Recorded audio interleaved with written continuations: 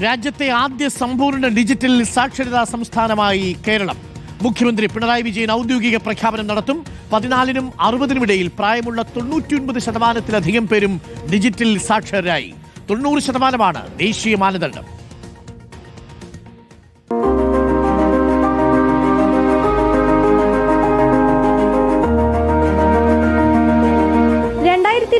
തുടക്കമിട്ട ഡിജി കേരളം പദ്ധതിയിലൂടെയാണ് കേരളം സമ്പൂർണ്ണ ഡിജിറ്റൽ സാക്ഷര സംസ്ഥാനമായത്. തദ്ദേശ സ്ഥാപനം വഴിയുള്ള മുഴുവൻ സേവനങ്ങളും ഓൺലൈൻ വഴിയാക്കിയതോടെ അത് നേടാൻ എല്ലാവരെയും പ്രാപ്തരാക്കണമെന്ന കാഴ്ചപ്പാടാണ് ഡിജി കേരളത്തിലേക്കുള്ള വഴിതെളിച്ചത്. നിരവധി പേരിൽ നടത്തിയ സർവേ വഴി ആളുകളെ കണ്ടെത്തി ഡിജിറ്റൽ സാക്ഷരത ഉറപ്പുവരുത്തുന്നതായിരുന്നു രീതി. ഡിജിറ്റൽ സാക്ഷരരല്ലാത്ത 14 വയസ്സിന് മുകളിലുള്ളവരുടെ വിവരം കണ്ടെത്തുകയായിരുന്നു ആദ്യപടി.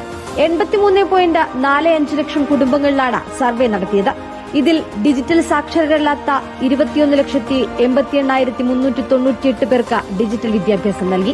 മൊബൈൽ ഫോൺ ഉപയോഗത്തിലെ അടിസ്ഥാന കാര്യങ്ങളിലടക്കം പരിശീലനം. നിലവിൽ 99.98% പേരാണ് വിജയിച്ച ഡിജിറ്റൽ സാക്ഷരതാ സർട്ടിഫിക്കറ്റ് കരസ്ഥമാക്കിയത്.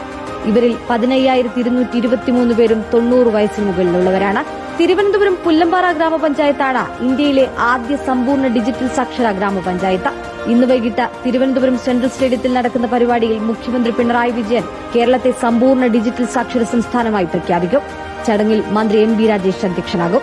റിപ്പോർട്ടർ, തിരുവനന്തപുരം.